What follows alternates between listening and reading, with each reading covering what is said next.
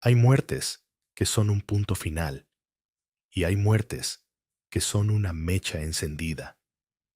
Finales que no concluyen nada, sino que desatan el infierno.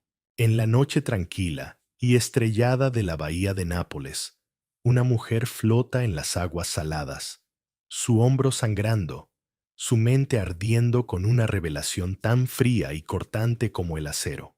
Es una Augusta, la mujer más poderosa del Imperio Romano, descendiente directa del divino Augusto, y acaba de sobrevivir al intento de asesinato más bizarro y teatral que la historia haya concebido, una trampa mortal orquestada no por un rival político, no por un enemigo extranjero, sino por la única persona en el mundo a la que había entregado todo su ser, toda su ambición y toda su sangre, su propio hijo, el emperador Nerón. Mientras nada hacia la orilla, cada brazada es un latido en la cuenta atrás de su propia vida. El barco diseñado para colapsar y hundirse con ella a bordo ha fallado. El mar, al que su hermano Calígula una vez declaró la guerra, la ha perdonado. Pero su hijo no lo hará. En este instante, suspendida entre la negrura del agua y la indiferencia de las estrellas, Julia Agripina, conocida como Agripina la Menor, comprende una verdad terrible. Ha creado un monstruo, y ese monstruo ahora se volverá para devorarla. Su final no será un simple asesinato, será un matricidio, el crimen más atroz, el tabú definitivo. Y su historia no es sólo la de una víctima, sino la de una arquitecta de su propia destrucción, una mujer que escaló las cimas del poder sobre los cadáveres de sus rivales y las camas de sus maridos, solo para ser arrojada al abismo por la misma mano que ella había colocado en el trono del mundo. Para entender el golpe de espada que finalmente silenciará su corazón, debemos primero desentrañar la telaraña de ambición, sexo, veneno y sangre que fue su vida. Para comprender la magnitud de Agripina, hay que entender la sangre que corría por sus venas. Nació en el año 15 de nuestra era, en la ciudad que hoy conocemos como Colonia, en Alemania, un lugar entonces llamado Oppidum Ubiorum, un puesto fronterizo del imperio. Pero su cuna no era una cabaña bárbara, sino la tienda de un general. Su padre era Germánico, el héroe de Roma, el general más amado y carismático de su tiempo, sobrino del emperador Tiberio y la personificación de todas las virtudes romanas. Su madre era Agripina la Mayor, una mujer de una voluntad de acero y un orgullo indomable, nieta directa del fundador del imperio, el propio Augusto. Agripina la Menor no nació simplemente en la familia imperial. Ella era la familia imperial. Llevaba en su ADN la sangre sagrada de los Julios y los Claudios. El poder no era algo a lo que aspirar, era su derecho de nacimiento. Su infancia, al igual que la de su infame hermano mayor, Calígula, transcurrió entre campamentos militares, idolatrada por las legiones que veían en ella y en sus hermanos la continuación viviente de sus líderes. Pero este mundo de privilegio y adoración se hizo añicos muy pronto. Cuando tenía apenas 4 años, su padre germánico murió en Siria, en circunstancias que olían a veneno y a intriga palaciega. Las sospechas recayeron sobre el gobernador de Siria, Cneo Calpurnio Pisón, pero la sombra más larga era la del emperador Tiberio, un hombre que temía la inmensa popularidad de su sobrino. La muerte de Germánico fue el primer terremoto en la vida de la joven Agripina. Vio a su madre consumida por el dolor y una sed de venganza que la llevaría a enfrentarse directamente con el emperador. Fue una batalla que Agripina la Mayor no podía ganar. La familia fue sistemáticamente desmantelada por la paranoia de Tiberio. Agripina y sus hermanos mayores fueron declarados enemigos del Estado. Vio cómo su madre y sus dos hermanos eran arrestados, exiliados a islas inhóspitas donde morirían de hambre o por orden directa. Ella, su hermano Calígula y sus dos hermanas menores, Drusila y Julia Livia, se convirtieron en huérfanos políticos, supervivientes de una purga familiar que les enseñó la lección más brutal de la política romana. La proximidad al poder es tan peligrosa como la oposición a él. Vivió bajo la sombra de Tiberio, una existencia precaria, siempre vigilada, aprendiendo a ocultar sus pensamientos, a navegar las corrientes mortales de la corte. Su educación fue la de la supervivencia. Cuando su hermano Calígula ascendió al trono en el año 37, pareció que la fortuna de la familia se había restaurado. Él colmó de honores a sus tres hermanas, incluyéndolas en los juramentos públicos y acuñando monedas con sus efigies. Pero este favor imperial tenía un lado oscuro. Los rumores de incesto, especialmente con su hermana favorita, Drusila, mancharon la reputación de las tres. Agripina, una mujer de una belleza formidable y una inteligencia aguda, aprendió a usar su atractivo como un arma y un escudo. Su primer matrimonio fue con Gneo Domicio Enobarbo, un hombre de linaje consular, pero de carácter brutal y depravado. Cuando nació su único hijo, Lucio Domicio Enobarbo, el futuro Nerón, se cuenta que su padre, al ser felicitado, comentó sombríamente que cualquier cosa nacida de él y Agripina solo podía ser un desastre para el Estado. Fue una profecía terriblemente precisa. La estabilidad bajo Calígula duró poco. En el año 39, Agripina y su hermana Julia Livia fueron acusadas de participar en una conspiración contra el emperador y fueron exiliadas a las Islas Pontinas, el mismo destino funesto que había sufrido su madre. Su patrimonio fue confiscado. Una vez más, lo perdió todo.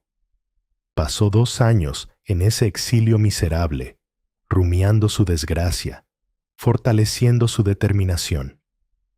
Fue el asesinato de Calígula en el 41 lo que le dio una segunda oportunidad. El nuevo e inesperado emperador, su tío Claudio, la llamó de vuelta a Roma. Pero Agripina regresaba no como una joven ingenua, sino como una veterana endurecida por la tragedia y el exilio. Sabía que la única seguridad residía en el poder absoluto, y que para una mujer en Roma, las rutas hacia ese poder eran limitadas y peligrosas. La intriga, la riqueza y el lecho imperial. Se casó por segunda vez con un hombre inmensamente rico, Crispo Pacieno, a quien, según los rumores que la perseguirían siempre, envenenó una vez que heredó su vasta fortuna. Con la sangre de Augusto en sus venas, una inteligencia política formidable y ahora una inmensa riqueza personal, Agripina estaba lista para jugar el gran juego.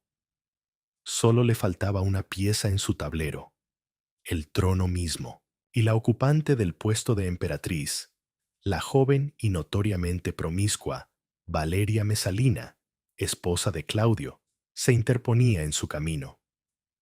Se dice que en esta época, Agripina consultó a unos astrólogos caldeos sobre el futuro de su hijo Nerón. La respuesta que recibió fue escalofriante y definitoria. Le dijeron que su hijo reinaría, pero que la mataría. Su respuesta, si hemos de creer a Tácito, revela la esencia de su ambición ilimitada. Oxidat, dum imperet, que me mate con tal de que reine. ¿Fue este el pacto fáustico de una madre devota o la declaración de intenciones de la mujer más ambiciosa de la historia de Roma? El ascenso de Agripina, desde exiliada perdonada a dueña de Roma, es una obra maestra de la manipulación, la seducción y la crueldad calculada. Al regresar a la corte de su tío Claudio, encontró un nido de víboras. El emperador, un hombre erudito, pero indeciso y fácilmente influenciable, estaba dominado por dos fuerzas: su joven y lasciva esposa, Mesalina, y un triunvirato de libertos griegos increíblemente poderosos, Pólux, Narciso y Calisto. Agripina, con la paciencia de una araña, comenzó a tejer su red. En lugar de competir directamente con Mesalina en su terreno de excesos y escándalos, Agripina cultivó una imagen de matrona romana digna, severa y virtuosa. Era una fachada, por supuesto, pero una fachada brillantemente efectiva. Mientras Mesalina coleccionaba amantes y humillaba al emperador con su descaro, Agripina se posicionaba como la alternativa sobria y respetable, la verdadera portadora de la sangre de Augusto. La rivalidad entre las dos mujeres era una guerra fría librada en los pasillos del Palatino. Mesalina, sintiendo la amenaza, intentó varias veces deshacerse de Agripina, incluso contratando asesinos para estrangular al joven Nerón mientras dormía, un complot que, según la leyenda, fue frustrado por dos serpientes que aparecieron para proteger al niño. Pero la perdición de Mesalina no vendría de la mano de Agripina, sino de su propia arrogancia demencial. En el año 48, mientras Claudio estaba fuera de Roma, Mesalina cometió el acto de traición definitivo. Celebró una ceremonia de matrimonio pública con su amante, el cónsul designado Cayo Silio. Planeaban asesinar a Claudio y colocar a Silio en el trono, con el hijo de Mesalina, británico, como heredero. Fue un error de cálculo catastrófico. El liberto Narciso, temiendo por su propia vida si la conspiración tenía éxito, finalmente se atrevió a informar al vacilante Claudio. La reacción del emperador, una vez convencido de la traición, fue decisiva. Silio y sus cómplices fueron ejecutados de inmediato. Mesalina fue arrestada y, mientras suplicaba por su vida, fue ejecutada por orden de Narciso, sin que Claudio diera el consentimiento explícito. El puesto de emperatriz estaba vacante. Agripina, que había observado todo desde la barrera, vio su oportunidad. Ahora era la candidata más obvia y poderosa. Era la sobrina del emperador, madre del único otro descendiente varón directo de Germánico. Pero había un obstáculo inmenso: el incesto. El matrimonio entre un tío y una sobrina era un tabú profundamente arraigado en la sociedad romana, ilegal y considerado una abominación. Aquí es donde Agripina demostró su genio político. Se alió con el más poderoso de los libertos, Pólux, quien se convirtió en su principal defensor. Pólux argumentó ante Claudio que casarse con Agripina no solo era conveniente, sino necesario para el Estado, para unir las dos ramas de la familia Julio-Claudia y asegurar la sucesión. Se las arregló para que el Senado aprobara un decreto especial que legalizaba el matrimonio entre tío y sobrina. En el año 49, Agripina se convirtió en la cuarta esposa del emperador Claudio. No perdió un solo instante en consolidar su poder. No se contentó con ser una simple consorte. Exigió ser una cogobernante. Hizo que Claudio le concediera el título sin precedentes de Augusta en vida, un honor que ni siquiera la venerada Livia había recibido hasta después de su muerte. Su rostro apareció en las monedas junto al del emperador, a veces incluso en una posición de mayor prominencia. Fundó una colonia en su ciudad natal y le dio su propio nombre, Colonia Claudia Ara Agrippinensium, la moderna colonia. Recibía embajadores y dictaba política, a menudo sentada en un estrado separado junto a Claudio, un espectáculo de poder femenino que asombraba y escandalizaba a la tradicionalista aristocracia romana. Pero todo este poder tenía un único propósito: asegurar el trono para su hijo, Nerón. Y para ello, tenía que destruir al heredero legítimo, el hijo de Claudio y Mesalina, el joven británico. Con una tenacidad implacable, comenzó su campaña. En el año 50, convenció a Claudio para que adoptara formalmente a Nerón, que era 3 años mayor que Británico. Nerón recibió la toga viril a una edad temprana.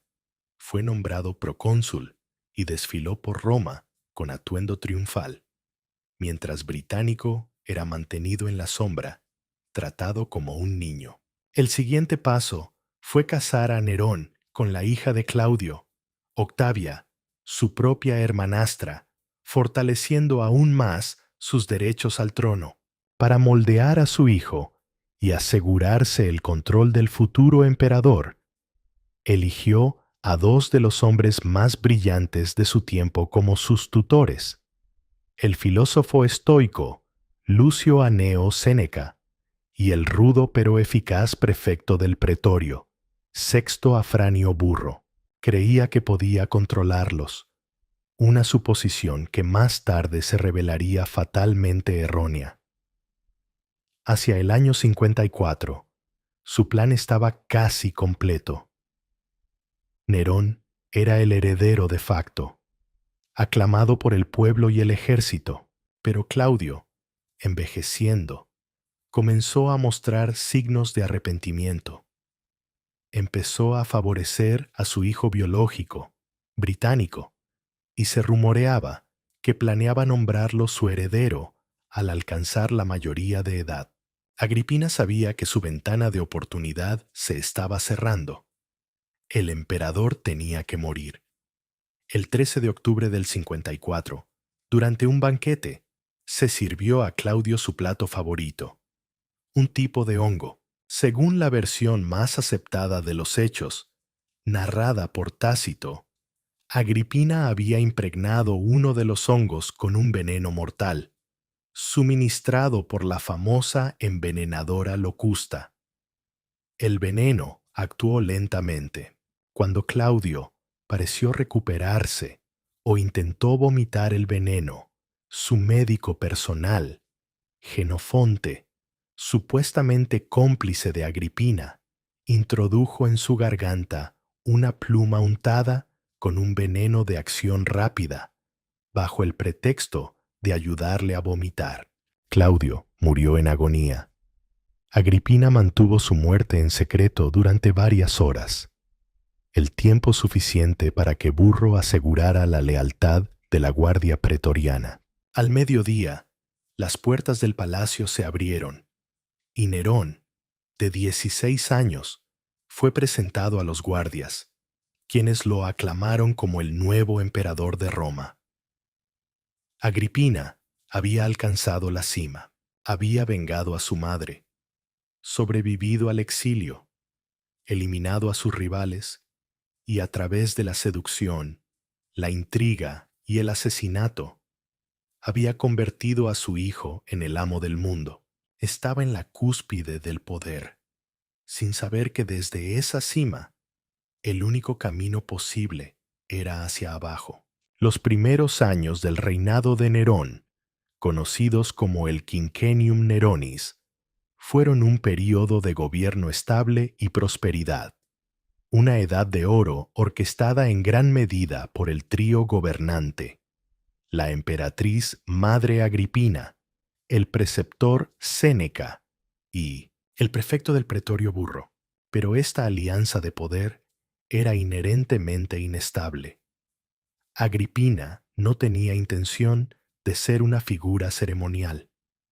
Había hecho a su hijo emperador para gobernar a través de él. Su ambición era total. Intentó sentarse junto a Nerón, en el mismo estrado, durante las audiencias oficiales.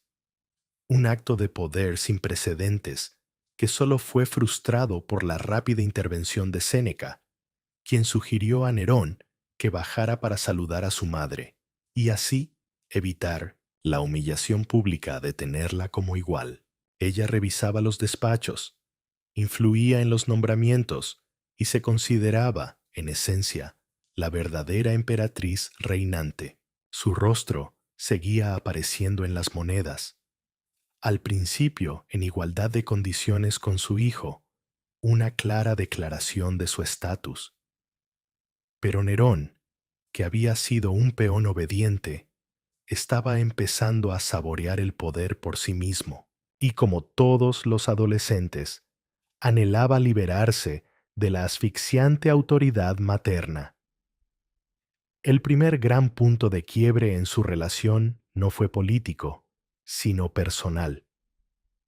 Nerón se enamoró apasionadamente de una liberta llamada Claudia Acte.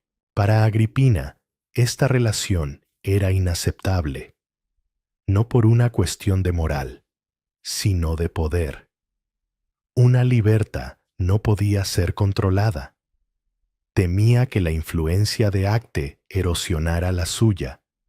Su reacción fue furiosa y desmedida. Insultó a Nerón, lo amenazó. Le recordó que todo lo que tenía se lo debía a ella, pero sus tácticas de intimidación, que siempre habían funcionado, esta vez fracasaron. Nerón, alentado por Séneca y Burro, que veían en este conflicto la oportunidad de reducir el poder de Agripina, se aferró a su amante. La brecha entre madre e hijo comenzó a abrirse. Séneca y Burro, los hombres que Agripina había elegido, se convirtieron en sus mayores adversarios. Representaban al Senado y al ejército, y veían la interferencia de Agripina como una amenaza para el orden tradicional y para su propia influencia sobre el joven emperador. Comenzaron a trabajar sistemáticamente para aislarla. La despojaron de sus privilegios, cuestionaron sus decisiones y susurraron al oído de Nerón que ya era hora de que gobernara por sí mismo. Agripina, sintiendo que su control se desvanecía, cometió el error táctico más grave de su vida. En un arrebato de ira, jugó su última carta, la carta que creía que la hacía indispensable. Amenazó a Nerón con el único rival legítimo que quedaba, el joven británico, el hijo de Claudio. Le espetó a Nerón que iría al campamento pretoriano con Británico, el verdadero hijo del divinizado Claudio, y denunciaría al usurpador que había llegado al poder gracias al crimen de su madre. Era un órdago desesperado y suicida. No se dio cuenta de que su hijo ya no era el niño que ella podía moldear a su antojo. Al amenazarlo con Británico, no hizo más que firmar la sentencia de muerte del joven príncipe. El final de Británico llegó en febrero del año 55, durante una cena en el palacio. El escenario fue una demostración escalofriante de la nueva crueldad de Nerón.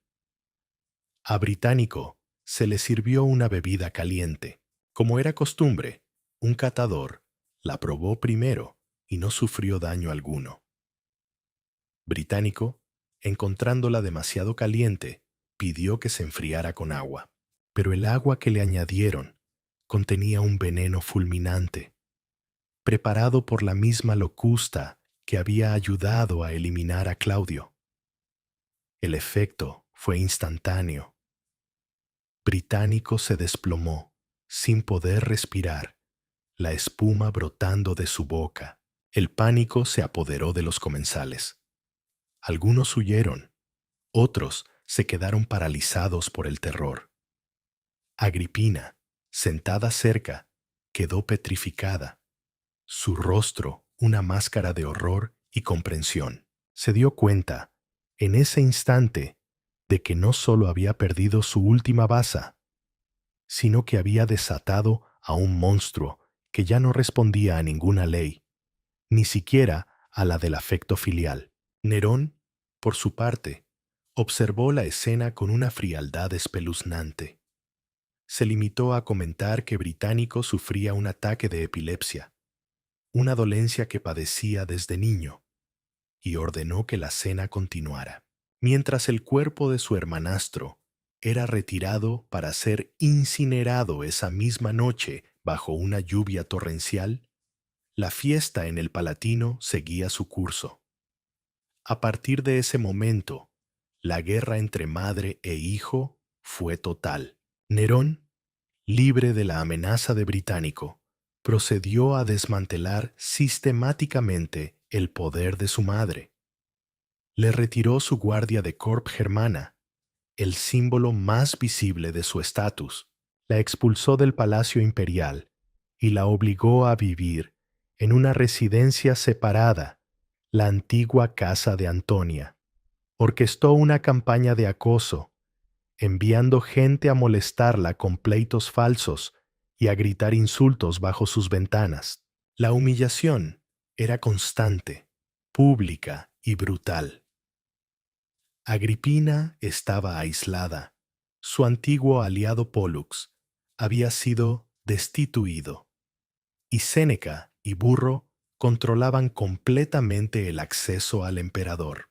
La situación se deterioró aún más cuando Nerón se obsesionó con Popea Sabina, la esposa de su amigo Otón. Popea era una mujer tan ambiciosa y bella como Agripina en su juventud, y odiaba a la emperatriz madre, a la que veía como el único obstáculo para convertirse en la esposa de Nerón. Constantemente se burlaba del emperador, llamándolo un niño bajo la tutela de su madre, incitándolo a que se deshiciera de ella para demostrar que era un verdadero hombre. Nerón, atrapado entre su creciente odio por el control de su madre y su pasión por Popea, comenzó a contemplar lo impensable, el matricidio. Pero matar a la hija de Germánico, a la descendiente de Augusto, no era tarea fácil. El veneno era arriesgado. Ella, experta en la materia, tomaba antídotos. Un asesinato con espada sería difícil de ocultar y provocaría un escándalo masivo.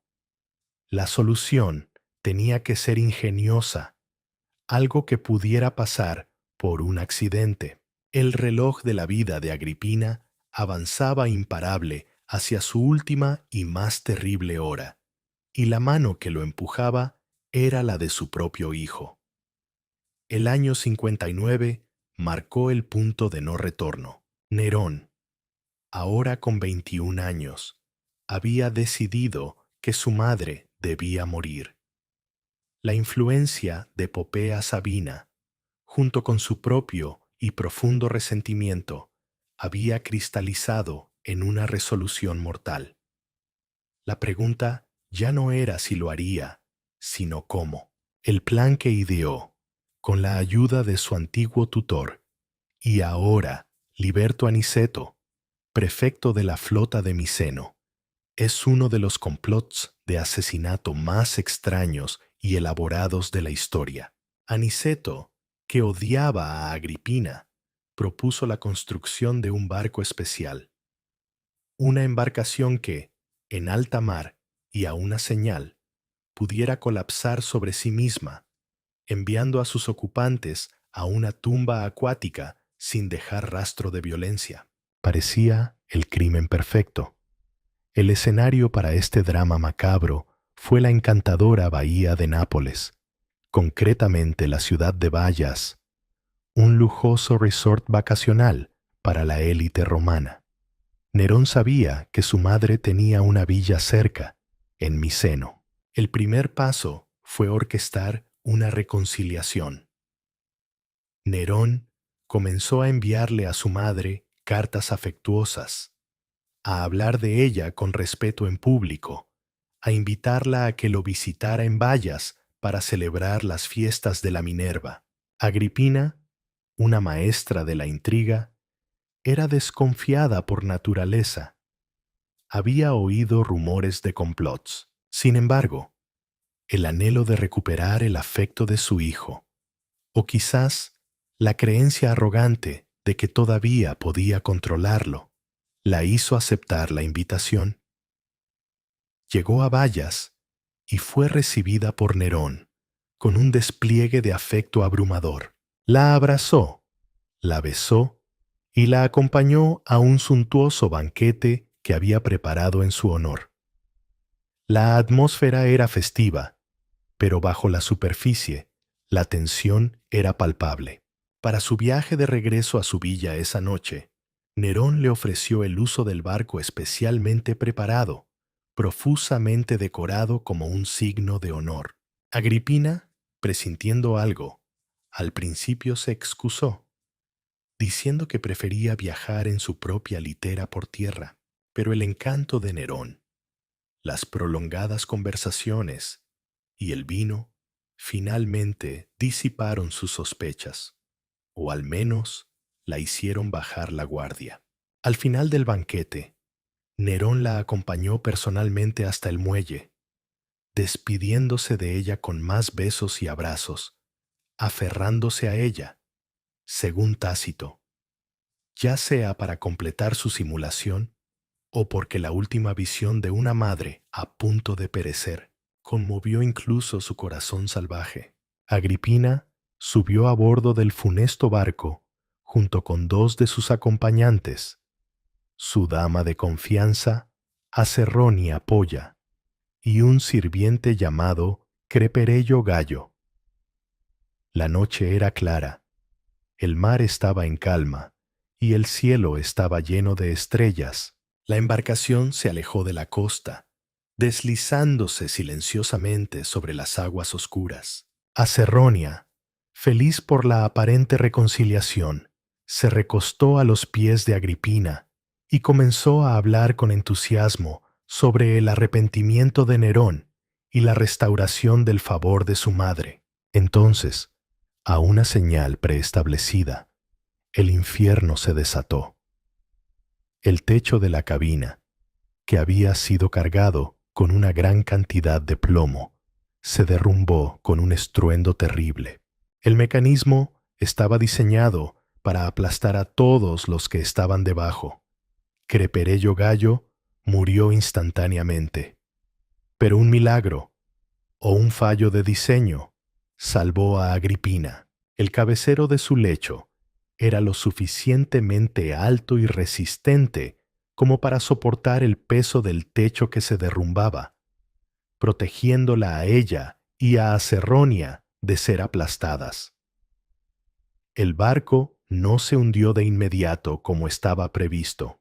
En la confusión y la oscuridad, los tripulantes, cómplices de Aniceto, intentaron hacer zozobrar la nave, inclinándose todos hacia un lado. En medio del caos, Acerronia cometió un error fatal. Creyendo que así se salvaría, comenzó a gritar: «¡Soy Agripina! ¡Ayudad a la madre del emperador!». Los asesinos, engañados por la oscuridad, cayeron sobre ella con remos y garfios, golpeándola hasta matarla. Agripina, mientras tanto, permaneció en silencio. Había sufrido una herida en el hombro, pero su mente estaba lúcida. Comprendió perfectamente lo que estaba sucediendo. Sin decir una palabra, se deslizó por la borda, y a pesar de su herida y de sus 44 años, comenzó a nadar silenciosamente en la oscuridad, alejándose del barco. El mar, que debía ser su tumba, se convirtió en su salvación. Fue recogida por unos pequeños botes de pesca que habían acudido al oír el alboroto y llevada a su villa. El plan había fracasado estrepitosamente. En su villa, mientras un médico atendía su herida, Agripina repasó los hechos. La invitación traicionera, el barco de honor que se desmorona, el ataque a la mujer que gritaba su nombre. No había duda. Era un atentado, y su hijo era el autor. En este momento crítico, tomó una decisión calculada. En lugar de denunciarlo, decidió fingir que no sabía nada. Envió a su liberto Agerino a Roma para informar a Nerón de que, por la gracia de los dioses y la buena fortuna de su hijo, había sobrevivido a un terrible accidente. Era su última y desesperada jugada. Darle a Nerón una salida, fingir que creía en su inocencia, quizás con la esperanza de que el miedo al fracaso lo detuviera. Pero solo selló su destino. Cuando la noticia del fracaso llegó a Nerón, entró en pánico. Estaba aterrorizado. Su madre sabía la verdad, y una Agripina viva, sabiendo que su hijo había intentado matarla, era la amenaza más peligrosa del mundo. Convocó a Séneca y Burro. Al principio, guardaron silencio, sin saber qué aconsejar. Finalmente, Séneca, el gran filósofo estoico, miró a Burro y le preguntó si se podía ordenar a la guardia pretoriana que matara a Agripina. Burro respondió que los pretorianos eran leales a la casa de los Césares y no levantarían la mano contra la hija de Germánico. Luego, con una resignación fatalista, añadió que Aniceto, el que había comenzado la obra, debía terminarla. Aniceto, ansioso por completar su misión, aceptó sin dudar. Mientras tanto, en la villa de Agripina, la multitud local se había congregado fuera, celebrando su supervivencia. Pero esa alegría se convirtió en pavor cuando vieron llegar a Aniceto, acompañado por un capitán de trireme y un centurión de la flota. Rodearon la villa con sus hombres. Aniceto forzó la entrada, arrestó a los esclavos y se dirigió a los aposentos de Agripina. La encontró en su dormitorio, débilmente iluminado por una lámpara. Solo una sirvienta estaba con ella. Esperaba ansiosamente el regreso de su mensajero, Agerino.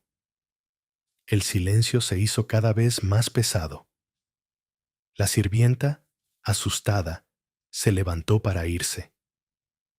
«Tú también me abandonas», dijo Agripina con amargura. En ese momento, Aniceto y sus dos oficiales entraron en la habitación. Se pararon en silencio alrededor de su lecho. Agripina los miró y rompió el silencio con una voz que mezclaba el sarcasmo y el desafío. «Si has venido a visitarme, puedes decir que estoy recuperada. Si has venido a cometer un crimen, no creo que mi hijo sea el autor. Él no ha ordenado el matricidio». Los asesinos no respondieron. La rodearon. El capitán de trireme fue el primero en golpearla en la cabeza con un garrote.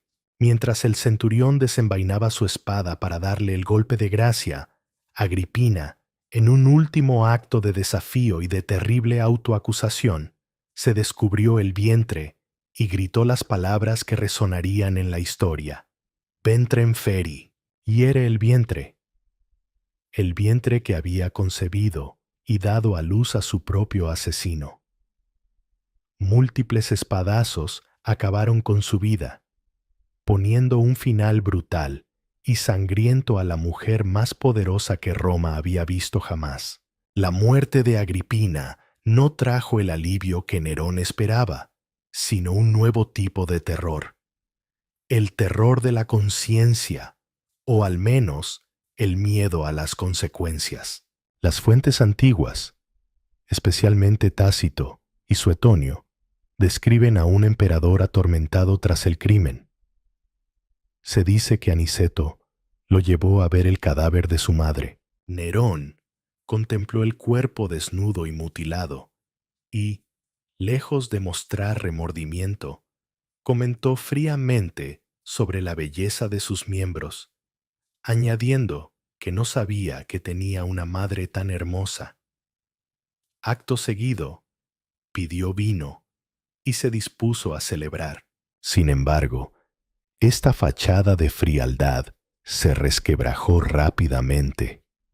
Durante las noches siguientes, Nerón fue acosado por pesadillas. Creía ver el fantasma de su madre persiguiéndolo, flanqueada por las furias con sus antorchas y látigos. El sonido de una trompeta, que parecía provenir de la tumba de Agripina, lo aterraba. Se sentía vigilado, juzgado por un poder superior. El matricida era ahora el prisionero de su propia culpa. El problema inmediato, sin embargo, era cómo justificar un crimen tan horrendo ante el Senado y el pueblo de Roma. La historia del accidente de barco ya no era sostenible. Se necesitaba una nueva narrativa, una que convirtiera a la víctima en la agresora. Con la ayuda de Séneca, que manchó su reputación para siempre al participar en esta farsa, se redactó una carta para el Senado. En ella, Nerón afirmaba haber descubierto una conspiración. Según esta versión, Agripina, furiosa por el fracaso de sus planes para tomar el poder, había enviado a su liberto Agerino para asesinar al emperador. Cuando el complot fue descubierto, ella, abrumada por la culpa, se había suicidado. Para dar credibilidad a la historia, se plantó una daga junto al mensajero Agerino cuando fue arrestado. La carta era una sarta de mentiras tan absurdas que resultaban casi insultantes. Enumeraba rencores pasados. Acusaba a Agripina de aspirar a una corregencia y de haber humillado al Senado. Culminaba con la ridícula afirmación de que el naufragio había sido un acto providencial de los dioses para sacar a la luz su maldad. La reacción del Senado fue una de las páginas más vergonzosas de la historia de Roma. En lugar de cuestionar el relato inverosímil, se apresuraron a felicitar a Nerón por haber sobrevivido al complot de su madre. Decretaron acciones de gracias públicas, la celebración de juegos anuales en el aniversario del descubrimiento de la conspiración y la colocación de una estatua de oro de Minerva en el Senado, cerca de la del emperador. Fue una demostración abyecta de servilismo y miedo. Nadie se atrevió a hablar por la muerta. El pueblo, sin embargo, reaccionó de forma más ambigua. Hubo manifestaciones de apoyo a Nerón, pero también un profundo malestar. Durante la noche aparecieron en Roma carteles satíricos. Uno, aludiendo al naufragio, al matricidio y al nombre de Nerón, decía: 3 catástrofes, el naufragio, el exilio, la muerte. Otro colgaba un saco de cuero de una de las estatuas de Nerón, una referencia al castigo tradicional para los parricidas, que eran ahogados en un saco junto a un perro, un gallo, una víbora y un mono. Mientras tanto, el cuerpo de la augusta asesinada recibió un funeral indigno de su rango. Sus restos fueron incinerados esa misma noche, en un lecho de comedor, en una pira humilde y apresurada, atendida por uno de sus libertos. No hubo un funeral de estado, ni un mausoleo grandioso. Sus memorias, que había escrito detallando su vida y los crímenes de la corte, fueron suprimidas. Durante el resto del reinado de Nerón, su tumba permaneció sin terminar y sin ninguna inscripción. La mujer, que había nacido en la cima del mundo y había escalado aún más alto, fue borrada del paisaje oficial de Roma, su recuerdo condenado al oprobio y al silencio. Pero el fantasma de Agripina no descansaría fácilmente. Su muerte marcó un antes y un después en el reinado de Nerón. Liberado de la última figura que podía ejercer algún tipo de control sobre él, ya fuera por miedo o por un resto de afecto filial, Nerón se sumió por completo en sus excesos, se divorció y luego ejecutó a su virtuosa esposa Octavia para casarse con Popea. Su comportamiento se volvió cada vez más errático y tiránico, culminando en el gran incendio de Roma, la persecución de los cristianos y una espiral de ejecuciones que acabó con la vida de muchos de los que lo rodeaban, incluyendo a Séneca y, finalmente, a la propia Popea, a quien mató de una patada estando embarazada. El matricidio fue la puerta de entrada a la tiranía total. Se abrió un nuevo vacío de poder, pero esta vez no había una Agripina esperando en la sombra para llenarlo. Solo quedaba Nerón, solo con sus fantasmas, en un escenario que él mismo había vaciado de todos los actores principales, sin darse cuenta de que el próximo en caer sería él. El asesinato de Agripina no fue simplemente un crimen familiar, fue un evento que alteró la trayectoria del Imperio Romano. La sangre derramada en aquella villa de Miceno no solo manchó las manos de Nerón, sino que corrompió los cimientos mismos de su régimen. A corto plazo, la muerte de su madre lo liberó. Pudo casarse con Popea Sabina y entregarse por completo a sus pasiones artísticas, compitiendo en público como poeta, músico y auriga, escándalos que Agripina jamás habría permitido. Pero esta libertad fue una ilusión. Al eliminar el último freno a su poder, Nerón eliminó también la última barrera que lo protegía de sí mismo. El matricidio se convirtió en el pecado original de su reinado, un punto de no retorno que lo aisló psicológicamente y lo empujó hacia una paranoia cada vez más profunda. Si podía matar a su propia madre, ¿a quién no podría matar? Las purgas y las ejecuciones se intensificaron, y el gobierno, que había comenzado de forma tan prometedora, degeneró en una tiranía sangrienta que culminaría con su propia y miserable muerte 9 años después. A largo plazo, el legado de Agripina se forjó en el fuego de la propaganda y la misoginia. Para los historiadores romanos como Tácito, que escribían para una élite senatorial, ella era la encarnación de la ambición femenina desmedida y peligrosa, una mujer que transgredió todos los límites aceptables para una matrona romana. La describieron como incestuosa, envenenadora, manipuladora y sedienta de poder, una fuerza destructiva en el corazón del imperio. Esta imagen, la de la viuda negra de la Roma imperial, ha dominado la percepción histórica durante siglos. Fue la villana perfecta en un drama donde los hombres escribían los guiones. Sin embargo, su muerte nos obliga a mirar más allá de esta caricatura. Agripina fue, sin duda, una mujer despiadada y ambiciosa.